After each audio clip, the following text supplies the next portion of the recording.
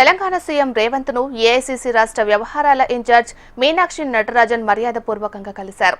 హైదరాబాద్ జూబ్లీహిల్స్ లోని తన నివాసానికి వచ్చిన మీనాక్షి నటరాజన్ ను సీఎం రేవంత్ సాదరంగా ఆహ్వానించి పూల బొకే ఇచ్చి శాలువా కప్పి సత్కరించారు.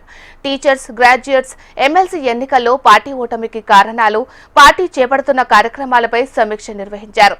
వచ్చే ఎమ్మెల్యే కోట, ఎమ్మెల్సీ ఎన్నికలపై అభ్యర్థుల ఎంపికపై చర్చించారు. ఈ భేటీలో డిప్యూటీ సీఎం బట్టి విక్రమార్క, మంత్రి ఉత్తమ్ కుమార్, టీపీసీసీ చీఫ్ మహేష్ కుమార్ గౌడ్ ఉన్నారు. మరోవైపు సిపిఐ నేతలు సీఎం రేవంత్ రెడ్డిని కలిశారు. 2023 అసెంబ్లీ ఎన్నికల సందర్భంగా ఒప్పందం ప్రకారం సిపిఐకి 2 ఎమ్మెల్సీ స్థానాలు ఇవ్వాలని సీఎం రేవంత్ దృష్టికి తీసుకువెళ్లారు. మరి ఇదే అంశానికి సంబంధించి మరింత సమాచారాన్ని మా ప్రతినిధి ప్రేమ్ అందిస్తారు. ప్రేమ్. మీనాక్షి, ఒకవైపు ఎమ్మెల్యే కోట, ఎమ్మెల్సీ స్థానాలకు సంబంధించినటువంటి అయితే నామినేషన్ గడువు దగ్గర పడుతున్న కొద్దీ ఇటు కాంగ్రెస్ తో పాటు 2000 అసెంబ్లీ ఎన్నికల ముందు కాంగ్రెస్ కు మద్దతు ఇచ్చినటువంటి సిపిఐ, జనసమితి 2 పార్టీలు కూడా కాంగ్రెస్ పార్టీపై ప్రెజర్ పెంచుకున్నాయి. ఎమ్మెల్సీ స్థానాలు చెరొకటి ఇవ్వాలని చెప్పి కోరుతున్నాయి. కొద్దిసేపటి క్రితం సిపిఐకి సంబంధించినటువంటి రాష్ట్ర కార్యదర్శి, సిపిఐ నేతలంతా కూడా సీఎం రేవంత్ రెడ్డిని కలవడం జరిగింది. ఇంకా జనసమితికి సంబంధించినటువంటి నేతలు కూడా కార్పొరేషన్ తో పాటు ఎమ్మెల్సీకి సంబంధించి ఇవ్వాలని చెప్పేసి కూడా వారు ఒకవైపు కోరుతున్నారు. ఈ నేపథ్యంలో కొద్దిసేపటి క్రితం పిసిసి చీఫ్ మహేష్ కుమార్ గౌడ్ తో పాటు ఇన్ఛార్జ్ మీనాక్షి నటరాజన్ సీఎం రేవంత్ రెడ్డితో భేటీ అయ్యారు. ఆ భేటీలో అటు మంత్రి ఉత్తమ్ కుమార్ రెడ్డితో పాటు డిప్యూటీ సీఎం బట్టి విక్రమార్క కూడా ఉన్నారు.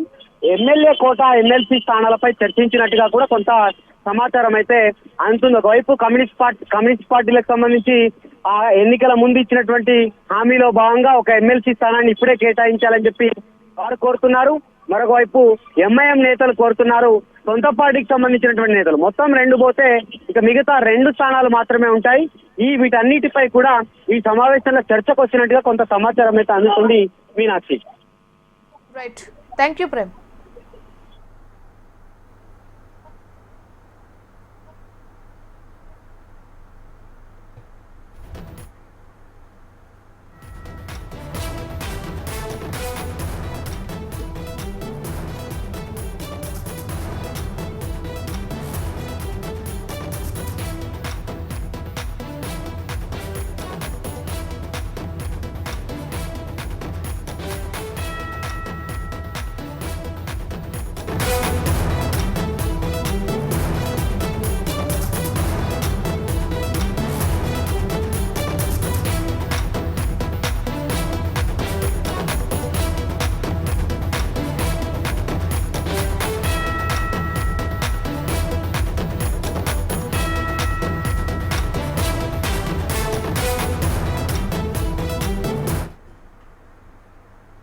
నకిరేకల్ ఎమ్మెల్యే వేముల వీరేశం సైబర్ మోసం నుంచి త్రుటిలో బయటపడ్డారు. ఇటీవల సైబర్ నేరగాళ్లు ఆయనకు న్యూడ్ వీడియో కాల్ చేశారు. దాని నిందితులు స్క్రీన్ రికార్డింగ్ చేశారు. అనంతరం ఆ వీడియోను ఎమ్మెల్యే నెంబర్కు పంపించి బెదిరింపులకు దిగారు. డబ్బులు ఇవ్వకుంటే వీడియోను సోషల్ మీడియాలో పోస్టు చేస్తామంటూ బెదిరించారు. సైబర్ నేరగాళ్ల పన్నాగాడి పసిగట్టిన ఎమ్మెల్యే వీరేశం వెంటనే నకిరేకల్ పోలీసులకు ఫిర్యాదు చేశారు. సైబర్ ఘటనపై ప్రజలు అప్రమత్తంగా ఉండాలని ఎమ్మెల్యే వీరేశం సూచించారు. ఇలాంటి ఘటనలు మీ దృష్టికి వస్తే పోలీసుల దృష్టికి తీసుకువెళ్లాలని తెలిపారు.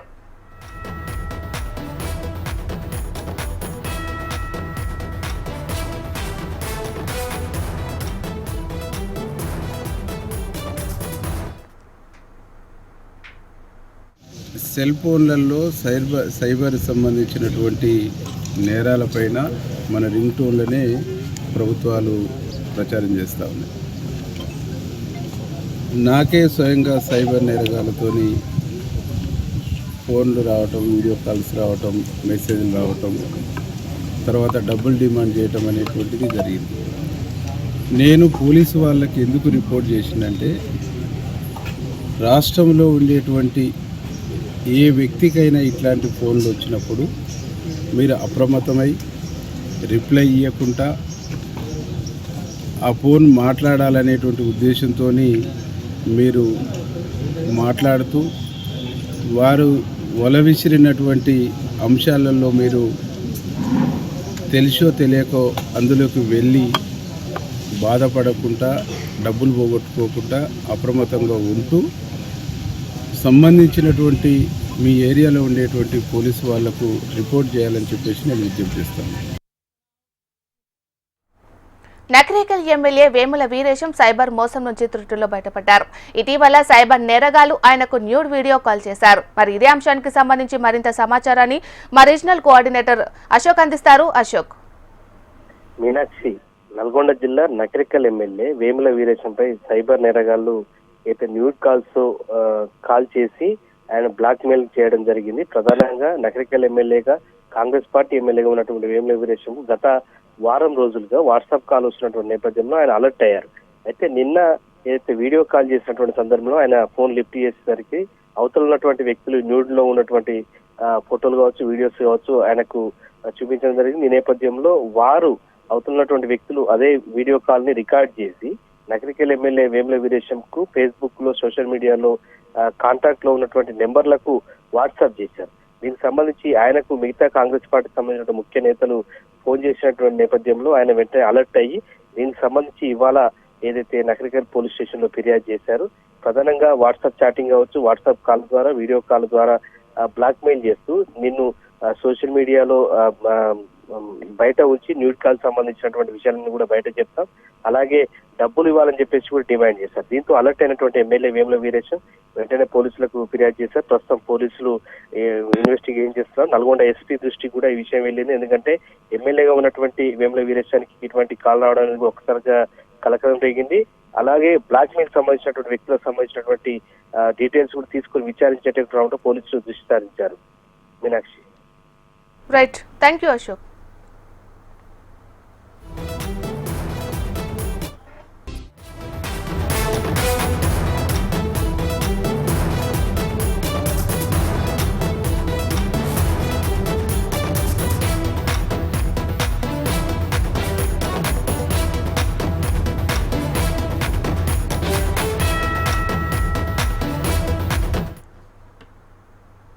తెలంగాణ సర్కార్ ఎల్ఆర్ఎస్ ప్రక్రియ స్పీడ్ పెంచింది.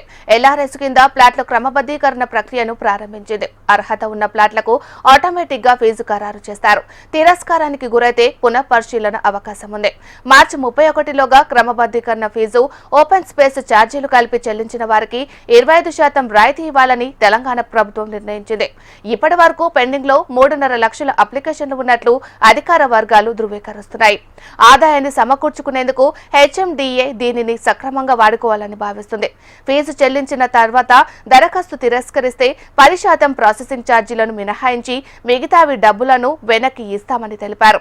దీంతో ఎల్ఆర్ఎస్ కింద దరఖాస్తు చేసుకున్న వారంతా ఆసక్తిగా ఎదురుచూస్తున్నారు. ప్రభుత్వం తన దరఖాస్తులు ఆమోదించాలని కోరుకుంటున్నారు.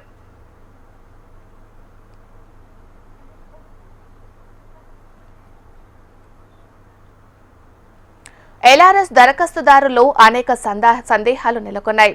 వీటిని నివృత్తి చేసే బాధ్యతను హెచ్ఎండిఏ తీసుకుంది. హెచ్ఎండిఏ వెబ్సైట్లో దరఖాస్తు స్టేట్మెంట్ తీసుకునేందుకు అవకాశం కల్పిస్తున్నట్లు అధికారులు తెలిపారు. లేకపోతే హెచ్ఎండిఏ కాల్ సెంటర్ 1800-599-8838 కు ఫోన్ చేసి తెలుసుకోవచ్చున్నారు. అర్హులైన దరఖాస్తుదారులు ఈ నెల 31 లోపు ఫీజు చెల్లిస్తే 10 రోజుల్లోనే దరఖాస్తును ప్రాసెస్ చేస్తామని తెలిపారు. ఎల్ఆర్ఎస్ స్కీమ్లో భాగంగా ఆక్రమలే లేఅవుట్లు రెగ్యులేట్ చేయడం ద్వారా భారీగా ఆదాయాన్ని సమకూర్చుకోవచ్చని భావించిన గత ప్రభుత్వం ప్రకటన చేసింది. దీంతో హెచ్ఎండిఏ పరిధిలోని 7 జిల్లాల్లో 1337 అక్రమ లేఅవుట్లు క్రమబద్ధీకరించాలన్నట్లు లక్షల సంఖ్యలో దరఖాస్తు చేసుకున్నారు. ఈ మొత్తం లేఅవుట్లలో 3.20 లక్షల ప్లాట్లు ఉన్నాయి. శంకర్పల్లి జోన్ 1లో 52,048, జోన్ 2 పరిధిలో 52,046, శంషాబాద్ పరిధిలో 87,040, గట్కేసర్లో 1,18,542, మేడ్చల్ 1లో 2,073, మేడ్చల్ 2లో 9,678 దరఖాస్తులు ఉన్నాయి. ఎల్ఆర్ఎస్ స్కీమ్ కింద వచ్చిన 1,00,000 దరఖాస్తుల పరిశీలన పూర్తి చేసిన అధికారులు అనుమతులు ఇచ్చేందుకు సిద్ధమయ్యారు. దరఖాస్తుదారులు ₹1,000 ఫీజు చెల్లించి ఆన్లైన్ ద్వారా దరఖాస్తు చేసుకోగా ఆ డబ్బులే కోట్ల రూపాయలుగా వచ్చాయి. 25% రాయితీలో వీటిని రెగ్యులరైజేషన్ చేసుకోవడం ద్వారా మరో 1000 కోట్ల రూపాయలకు పైగా ఆదాయం సమకూరుతుందని హెచ్ఎండిఏ భావిస్తుంది. అయితే ప్రభుత్వం ఇచ్చిన నిధులన్నింటినీ ఖచ్చితంగా పాటించాలని కోరింది.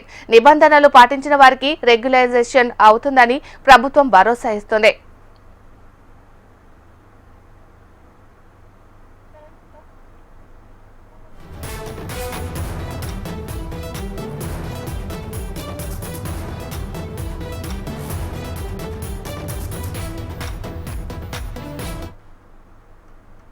తెలంగాణ రాష్ట్ర ప్రభుత్వము ప్రతిష్టాత్మకంగా తీసుకొచ్చినటువంటి లేఅవుట్ రెగ్యులేషన్ స్కీమ్ని తీసుకురావడం చాలా సంతోషం. దీన్ని తెలంగాణ రియల్ ఎస్టేట్ అసోసియేషన్ హర్షం వ్యక్తం చేస్తుంది. గత ప్రభుత్వంలో 10 ఏళ్ళు ఎల్ఆర్ఎస్ స్కీమ్ తీసుకొచ్చి లేఅవుట్లోని ప్లాట్ల రిజిస్ట్రేషన్ కాకుండా ఎల్ఆర్ఎస్ కడితేనే మేము రిజిస్ట్రేషన్ చేస్తామని చెప్పడం చాలా బాధాకరం. 10,000 రూపాయలు 1000 రూపాయలు కట్టించుకొని ఈ గత రాష్ట్ర ప్రభుత్వం ఖజానా నింపుకుందే తప్ప రియల్ ఎస్టేట్ వ్యాపారులకు ఎలాంటిది లబ్ధి పొందలేదు.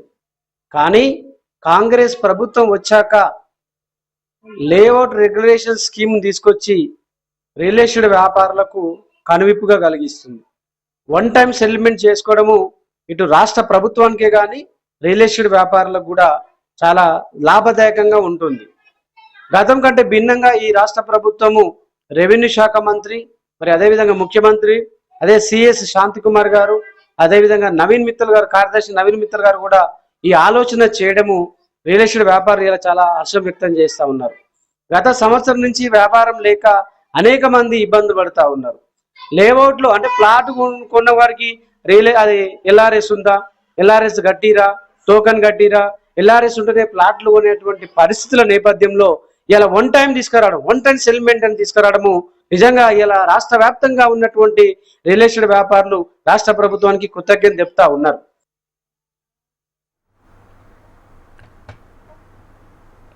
మరోవైపు ప్రభుత్వం ప్రకటించిన గైడ్లైన్స్ ప్రకారం మే లేఅవుట్లను క్రమబద్ధీకరిస్తామని అధికారులు చెబుతున్నారు. 2020 ఆగస్టు 26వ తేదీకి ముందు వేసిన అక్రమ లేఅవుట్లలో ప్లాట్లు కొని ఉండి దరఖాస్తు చేసుకున్న వారు అర్హులుంటారు. అలాగే ప్రతి అనధికార లేఅవుట్లలో 10% ప్లాట్లు విక్రయించి ఉంటేనే మిగిలిన ప్లాట్లను రెగ్యులరైజ్ చేస్తామని అంటున్నారు. ఎఫ్టీఎల్ బఫర్ జోన్ ప్రభుత్వ భూములు, పట్టణ భూ గరిష్ట చట్టం ప్రకారం మిగులు భూములు, దేవాదాయ భూముల్లో లేఅవుట్లు రెగ్యులరైజేషన్ చేసేది లేదని స్పష్టం చేస్తున్నారు. అలాంటి వాటికి గతంలో రిజిస్ట్రేషన్ చేసినా ఇప్పుడు తాము అనుమతించేది లేదని చెబుతున్నారు. దరఖాస్తు చేసుకున్న ఫ్లాట్లు చెరువులకు 200 మీటర్ల దూరంలో ఉండాలని, దీనికి రెవెన్యూ, ఇరిగేషన్ ఆఫీసర్లు ఆమోదం ఉండాలన్నారు. ఈ నిబంధనలు అన్ని పక్కాగా ఫాలో అయిన వారు మార్చి 31వ తేదీలోపు 25% డిస్కౌంట్తో ఫీజు చెల్లించాలనేది. ఒకవేళ ఎల్ఆర్ఎస్ దరఖాస్తు రిజెక్ట్ అయితే 90% ఫీజు తిరిగి చెల్లిస్తామన్నారు.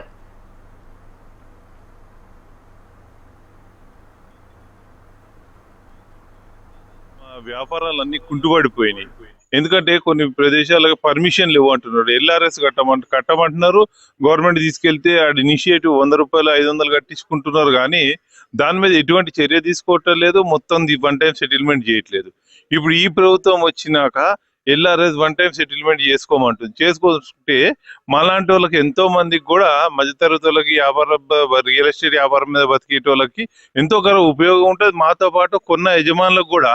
ఎందుకంటే ఏ మున్సిపల్ ఆఫీస్ పోయి పర్మిషన్ తెచ్చుకోవాలన్నా, ఏ గ్రామ పంచాయతీ పోయి పర్మిషన్ తెచ్చుకోవాలంటే ఎల్ఆర్ఎస్ ఉందా అని అడుగుతున్నారు. కాబట్టి ఈ వన్ టైం సెటిల్మెంట్ అత్యంత హర్షణీయము, స్వాగతించదగ్గదండి. ఇప్పుడు ఎందుకంటే అందరికి కూడా బాగుంటది. ఇక్కడ పోయిన పర్మిషన్లు తొందరగా వస్తాయి. దాంతో పాటు తొందరగా వచ్చేతో పాటు నగరం కూడా అభివృద్ధి చెందుతూ ఉంటది. ఇప్పుడు పర్మిషన్లు వస్తే బిల్డింగ్లు కడతారు. బిల్డింగ్లు కడితే అన్ని రకాల వాళ్ళకి ఉపాధి అనేది ఏర్పడుతుంది. ఇప్పుడు బిల్డింగ్ కట్టుకునే వాళ్ళకి కానీ, స్టీల్ కానీ, సిమెంట్ కానీ, కూలోళ్ళకి కానీ, నానా రకాలందరికి కూడా ఈ ఎల్ఆర్ఎస్ స్కీమ్ అనేది చాలా మందికి కూడా జీవనోపాధి ఇస్తుంది అని చెప్పి మా యొక్క నమ్మకం అండి. రాష్ట్రంలో లేఅవుట్ రెగ్యులరైజేషన్ కు దరఖాస్తు చేసిన ప్లాట్లలో 10 లక్షల వరకు చెరువులు ప్రభుత్వ భూముల్లోనే ఉన్నట్లు అధికారిక లెక్కలు చెబుతున్నాయి. రాష్ట్ర వ్యాప్తంగా ఎల్ఆర్ఎస్ కోసం మొత్తం 25 లక్షల అప్లికేషన్లు వచ్చాయి. ఇందులో 40% పైగా ప్లాట్లు ఇలా చెరువు శిఖాలు ప్రభుత్వ భూముల్లోనే ఉన్నట్లు అధికారుల పరిశీలనలో తేలింది. ఈ తరహా ప్లాట్లు లెక్కిస్తేనే పనుల్లో ప్రభుత్వం నిమగ్నమైంది. ప్లాట్ల ప్రభుత్వ భూముల్లో ఉంటే రెవెన్యూ, చెరువు, FTL కు 200 మీటర్ల పరిధిలో ఉంటే ఇరిగేషన్ శాఖకు పంపాలని అధికారులను ఆదేశించింది. అలాగే ఈ 2 కేటగిరీల వారీగా అప్లికేషన్లను డివైడ్ చేసి సర్వే నెంబర్లతో సహా సెంటర్ ఫర్ గుడ్ గవర్నెన్స్ కు పంపాలని ప్రభుత్వం కోరింది. ఆగిపోయినటువంటి ప్లాట్లు కూడా రిజిస్ట్రేషన్ అయ్యే అవకాశాలు ఉన్నాయి. చాలామంది బిల్డర్లు కానీ గృహ నిర్మాణదారులు కానీ LRS లేకుండా నిర్మాణం చేసినటువంటి వారికి కూడా LRS పూర్తి చేసుకొని పర్మిషన్ తీసుకొని ఇల్లు కట్టుకునే విధంగా అవకాశం దొరుకుతుంది. వారి లోన్లకు వెళ్ళడానికి బ్యాంకులు కూడా సులువుగా లోన్లు ఇస్తాయని కూడా తెలియపరుస్తున్నాం. ఈ స్కీమ్ను అమలు చేయడానికి సంవత్సరం నుంచి ఎదురు చూస్తూ ఉన్నారు. కావున ప్రభుత్వ అధికారులు త్వరగా స్పందించి ఈ యొక్క ప్రజలకు న్యాయం చేయాలని మేము డిమాండ్ చేస్తూ ఉన్నాం. LRS పెట్టినందుకు మంచి చాలా సంతోషం. గవర్నమెంట్ మంచి సంతోషంగా పెట్టింది. ఇప్పుడు అందరికి ప్రజలందరికీ సంతోషం ఉంది. పాత వాటికి కొంచెం పర్సెంటేజ్ తక్కువ చేసి పెడితే ఇంకా సంతోషం ఉంటుంది. కొత్త వాటికి పెట్టినందుకు సంతోషం. LRS పెట్టిన దీని కొరకు చాలా మంది చూస్తున్నారు. పెట్టినందుకు ప్రజలకు చాలా సంతోషం ఉంది. మేము కూడా పెట్టినాం 14%. మరోవైపు ఫీల్డ్ వెరిఫికేషన్ అవసరం లేకుండా రూల్స్ ప్రకారం ఉన్న దరఖాస్తులను అధికారులు వెంటనే క్లియర్ చేస్తున్నారు. వాటిని తర్వాతి అంటే సెకండ్ ఛార్జీలను ఆటోమేటిక్ గా జనరేట్ చేయనున్నారు. ఇటీవల జారీ చేసిన జీవో 28 ప్రకారం సెకండ్ ఫీజును మార్చి 31 లోపు చెల్లిస్తే 25% రాయితీ ఇవ్వనున్నారు. రూల్స్ ప్రకారం ఉన్న ప్లాట్లను రిజిస్ట్రేషన్ చేస్తున్నట్లు అధికారులు తెలిపారు. ఇందుకోసం వెబ్ రిజిస్టర్ ఆఫీసుల్లో ప్రత్యేకంగా కౌంటర్ ఏర్పాటు చేశారు. మున్సిపాలిటీలో మొత్తం 14,56,762 అప్లికేషన్లు ఉండగా ప్రభుత్వ ఉత్తర్వులకు ముందు 4.80 లక్షల అప్లికేషన్లు క్లియర్ అయ్యాయి. గత 5 రోజుల్లో 20,000 అప్లికేషన్లు క్లియర్ అయ్యాయని మున్సిపల్ అధికారులు చెబుతున్నారు.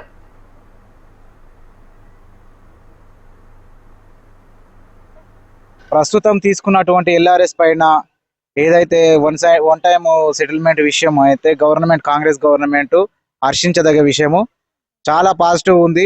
అసలు గవర్నమెంట్ కొంతమంది అంటే వేరే అనుకూలంగా లేదు అని చెప్పేసి కొంతమంది డౌన్ అయిందని చెప్పేసి ఎవరైతే అనుకుంటున్నారో ఇప్పుడు ఒక పాజిటివ్ ఫ్యూచర్. ఎప్పుడైనా హైదరాబాద్ అంటే చాలా ఫ్యూచర్ సిటీ, అంటే మంచి శుభ పరిణామం అని చెప్పేసి మేము అందరూ హర్షించదగ్గ విషయం అని చెప్పేసి మేము కోరుకుంటున్నాం. ప్రస్తుతం తీసుకున్నటువంటి తెలంగాణ సర్కార్ LRS ప్రక్రియ స్పీడ్ పెంచింది. LRS కింద ప్లాట్ల క్రమబద్ధీకరణ ప్రక్రియను ప్రారంభించింది. మరి ఇదే అంశానికి సంబంధించి మరింత సమాచారాన్ని మా ప్రతినిధి ఆర్కే అందిస్తారు. ఆర్కే, LRS స్కీమ్ కి సంబంధించి ప్రభుత్వం ఒక శుభవార్తను అయితే చెప్పడం జరిగింది. ఈ నెల 31వ తేదీ వరకు కూడా ఏదైతే LRS ప్రక్రియ ఉందో దాన్ని కొనసాగించే విధంగా కూడా నిర్ణయం అయితే తీసుకోవడం జరిగింది. దీనికి సంబంధించి కూడా పూర్తిగా గైడ్ లైన్స్ ఏ విధంగా ఉండాలి ఏంటనే మొత్తం వివరాలన్నింటినీ కూడా ఇప్పటికే ప్రభుత్వం అయితే ఇవ్వడం జరిగింది. మరోవైపు దీనికి సంబంధించి కూడా ఓవరాల్గా కూడా అంటే గతంలో 2020 ఆగస్టు 26 వరకు కూడా ఏవైతే ఉన్నాయో వాటికి సంబంధించిన అన్నీ కూడా కొనసాగుతాయంటూ కూడా చెప్పడం జరిగింది. మొత్తం గత సర్కారు హయాంలోనే దాదాపుగా పెండింగ్కి సంబంధించి 25 లక్షల వరకు కూడా ఈ అప్లికేషన్లు అయితే ఉండడం జరిగింది. వీటికి సంబంధించి కూడా అనేక దఫాలుగా కూడా పెండింగ్లో ఉన్నాయి. వివిధ స్థాయిల్లో అంటే ఏదైతే NOC లేకపోవడం కావచ్చు తదితర కారణాల వల్ల వాటన్నింటినీ కూడా ఎప్పటికప్పుడు ఆపుతూ ఉన్నారు. మరోవైపు సరైన సిబ్బంది లేకపోవడంతో కూడా వీటి పురోగతి అనేది ముందుకు సాగడం లేదు. అయితే కొత్త ప్రభుత్వం వచ్చిన తర్వాత కాంగ్రెస్ ప్రభుత్వం LRSకి సంబంధించిన ప్రక్రియ మొత్తాన్ని కూడా సులభతరం చేయడంతో పాటు పెండింగ్ అప్లికేషన్లు అన్నింటినీ కూడా వీలైనంత త్వరగా కంప్లీట్ చేసే ప్రయత్నాలను అయితే ప్రారంభించిందని చెప్పాలి. వీలైనంత త్వరగా కూడా ఈ అప్లికేషన్లు ఏవైతే ఉన్నాయో వాటన్నింటిని కూడా క్లియర్ చేసే ప్రయత్నాలు అయితే చేస్తున్నారు. ప్రస్తుతం కొన్ని జిల్లాల్లో ఏవైతే MLC ఎలక్షన్ సంబంధించిన కోడ్ ఉండడంతో వాటికి మినహాయింపు ఇచ్చి మిగతా పరిధి అంటే ఏదైతే GHMC కావచ్చు HMDA పరిధి ఏవైతే ఉన్నాయో వీటి పరిధిలో వచ్చే అప్లికేషన్లు అన్నింటి కూడా వీళ్ళని త్వరగా కూడా కంప్లీట్ చేయబోతున్నారు. అయితే వీటన్నిటికీ సంబంధించిన ఒక నిబంధన అయితే పెట్టడం జరిగింది. చెరువులు ఏవైతే ఉంటాయో చెరువులు కాలువలు ఉన్న ప్రాంతాలకు సంబంధించి 200 మీటర్ల దూరంలో ఎలాంటి నిర్మాణాలు చేపట్టకూడదు. ఒకవేళ అలాంటి నిర్మాణాలు చేపడితే మాత్రం అప్లికేషన్లు పెట్టుకున్నా కూడా వాటికి ఎట్టి పరిస్థితుల్లోనూ అప్రూవల్ చేయొద్దు అనేది అయితే చాలా కరాఖండిగా ఒక నియమ నిబంధన అయితే పెట్టడం జరిగింది. మరోవైపు గతంలో అంటే BRS హయాంలో వీటికి అనుమతి లభించినప్పటికీ కూడా పెండింగ్లో ప్రస్తుతం ఉంటే అలాంటి వాటిని కూడా రిజెక్ట్ చేయాలంటూ కూడా చెప్పడం అయితే జరిగింది. అదే సమయంలో అనేక లేఅవుట్లు ఏవైతే అనధికారిక లేఅవుట్లు ఉన్నాయో ఆ లేఅవుట్లకు సంబంధించిన వ్యవహారంలో మొత్తం కూడా కూలంకుషంగా అన్నిటిని కూడా పరిశీలించి వీలైనంత త్వరగా కూడా గత సర్కారు తరహాలో కాకుండా వీలైనంత త్వరగా కూడా వీటన్నిటిని కూడా క్లియర్ చేసే విధంగా అన్నింటిని కూడా ఏర్పాటు చేస్తున్నారు. మరోవైపు ఇటు హెచ్ఎండిఏ కూడా దానికి సంబంధించి అంటే ఎవరైనా అనుమానాలు ఉంటే ఏ విధంగా అప్లై చేయాలి, ఏ విధంగా ముందుకు వెళ్లాల్సి ఉంటుంది అనే దానిపైన ఏమైనా అనుమానాలు ఉంటే అందుకు సంబంధించిన ఒక టోల్ ఫ్రీ నెంబర్ని కూడా ఏర్పాటు ఇప్పటికే చేయడం జరిగింది. దానికి ప్రతిరోజు కూడా 15 నుంచి 20 కాల్స్ వస్తున్నట్టు హెచ్ఎండిఏ అధికారులు అయితే చెప్తున్నారు. రాబోయే రోజుల్లో ఈ సంఖ్య మరింత పెరిగే అవకాశం ఉందని కూడా వాళ్ళు భావిస్తున్నారు. అందుకు తగ్గ ఏర్పాట్లను హెచ్ఎండిఏ చేసుకుంది. మరోవైపు ఇటు జిహెచ్ఎంసీ పరిధి చూసుకుంటే జిహెచ్ఎంసీ పరిధిలోనే ఎక్కువ కూడా అప్లికేషన్లు రావడం జరుగుతుంది కాబట్టి అప్లికేషన్ వచ్చిన వాటిని వీళ్ళని త్వరగా కంప్లీట్ చేయాల్సిన అవసరం ఉంటుంది. అలాగే ఎవరైతే ఈ వచ్చే అప్లికేషన్ల పట్ల కొన్ని అనుమానాలు ఉంటే వాటిని నివృత్తి చేసే విధంగా కూడా వాళ్ళు కూడా జిహెచ్ఎంసీ పరిధిలో అంటే జోనల్ సర్కిల్ల పరిధిలో ఏవైతే ఉంటాయో ఆ సర్కిల్ల పరిధిలో ప్రత్యేకమైన సిబ్బందిని కూడా ఏర్పాటు చేయడం జరిగింది. వాళ్ళు వీటన్నిటిని కూడా ఎప్పటికప్పుడు క్లియర్ చేసే విధంగా అలాగే వచ్చే ఫిర్యాదు ఎవరైతే వస్తారో వాళ్ళకి సంబంధించిన అప్లికేషన్ల ప్రాసెస్ ఏ విధంగా చేయాల్సి ఉంటుంది ఏంటి అనేది కూడా వాళ్ళకైతే క్లియర్ కట్గా చెబుతున్నారు. మరోవైపు అప్రూవల్ అయిన ఏవైతే అప్లికేషన్స్ ఉంటాయో అవి నేరుగా కూడా అప్లై చేసిన వ్యక్తి ఫోన్కి అతనికి అప్రూవల్ అయినట్టయితే రావడం జరుగుతుంది. అలాగే అప్రూవల్ కాని వ్యక్తి ఎవరైతే ఉంటారో వాళ్ళకి సంబంధించిన మెసేజ్లు కూడా అప్రూవల్ కాలేదు, ఎందుకు అప్రూవల్ కాలేదు అనేది కూడా మెసేజ్ని అయితే పంపించే విధంగా టెక్నికల్గా కూడా అన్ని ఏర్పాట్లను కూడా చేసుకోవడం జరిగింది. మార్చి 31వ తేదీ వరకు కూడా ఇప్పటివరకు అయితే వాళ్ళైతే టైంని ఇవ్వడం జరిగింది. దాన్ని పొడిగిస్తారా లేదా అనేది మాత్రం రాబోయే అంటే మార్చి 25వ తేదీ తర్వాత ఒక నిర్ణయం తీసుకునే అవకాశాలు అయితే ఉంటాయి. ఏదేమైనా కూడా చాలా రోజులుగా కూడా పెండింగ్లో ఈ ఎల్ఆర్ఎస్ సంబంధించిన అప్లికేషన్ ఉన్నాయో అవన్నీ కూడా వీలైనంత త్వరగా క్లియర్ చేయడం వల్ల దాదాపుగా ప్రస్తుత ప్రభుత్వానికి కూడా 1000 కోట్లకు పైగా రాబడి వచ్చే అవకాశం ఉన్నట్టు వాళ్ళు కూడా భావిస్తున్నారు. Meenakshi. Right, thank you RK.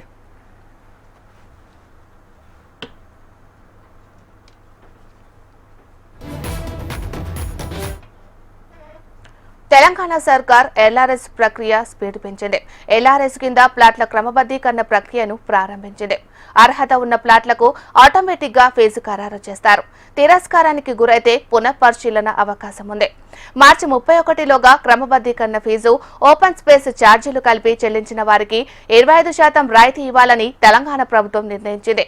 ఇప్పటి వరకు పెండింగ్ లో 3.5 లక్షల అప్లికేషన్లు ఉన్నట్లు అధికార వర్గాలు ధృవీకరిస్తున్నాయి. ఆదాయాన్ని సమకూర్చుకునేందుకు హెచ్ఎండిఏ దీనిని సక్రమంగా వాడుకోవాలని భావిస్తుంది. ఫీజు చెల్లించిన తర్వాత దరఖాస్తు స్వీకరిస్తే 10% ప్రాసెసింగ్ ఛార్జీలను మినహాయించి మిగతావి డబ్బును వెనక్కి ఇస్తామని తెలిపారు. దీంతో ఎల్ఆర్ఎస్ కింద దరఖాస్తు చేసుకున్న వారంతా ఆసక్తిగా ఎదురుచూస్తున్నారు. ప్రభుత్వం తన దరఖాస్తులు ఆమోదించాలని కోరుకుంటున్నారు.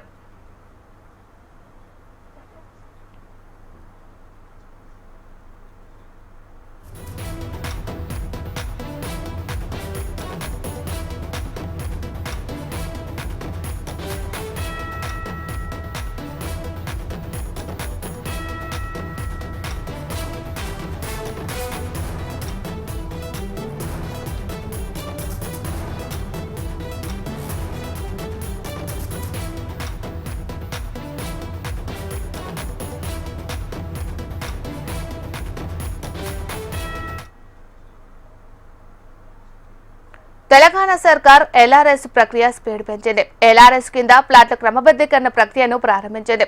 అర్హత ఉన్న ప్లాట్లకు ఆటోమేటిక్ గా ఫీజు ఖరారు చేస్తారు. మరి ఇదే అంశానికి సంబంధించి మరింత సమాచారాన్ని మా రీజనల్ కోఆర్డినేటర్ గోపాలకృష్ణ అందిస్తారు. గోపాలకృష్ణ.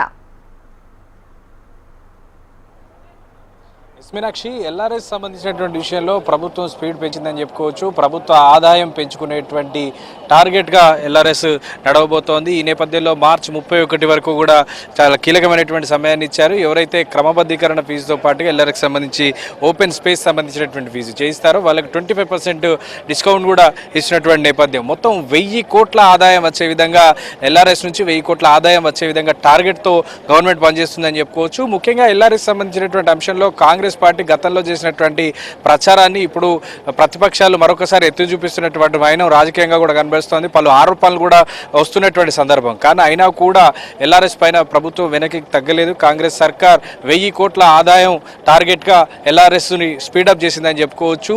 ఇప్పటివరకు పెండింగ్లో ఉన్నటువంటి దరఖాస్తులను సైతం హుటాహుటిన కంప్లీట్ చేయాలనేటువంటి ఆదేశాలు అధికారులకు వచ్చాయి. ఈ నేపథ్యంలో ఉత్తర తెలంగాణలోని చాలా ప్రాంతాల్లో అధికారులు మరొకసారి అలర్ట్ అయ్యారని చెప్పుకోవచ్చు. ఇక మరోవైపు ఇప్పుడు నూతనంగా పెట్టేటువంటి దరఖాస్తులను సైతం పరిశీలించాలనేటువంటి ఆలోచన వస్తోంది. ఏదేమైనా ఒక 1000 కోట్ల ఆదాయాన్ని సంపాదించే విధంగా 1000 కోట్ల ఆదాయాన్ని తీసుకునే విధంగా సర్కార్ ఎల్ఆర్ఎస్ స్కీమ్ని స్పీడ్ పెంచిందనే చెప్పుకోవచ్చు. Meenakshi. Right, thank you Gopalakrishna.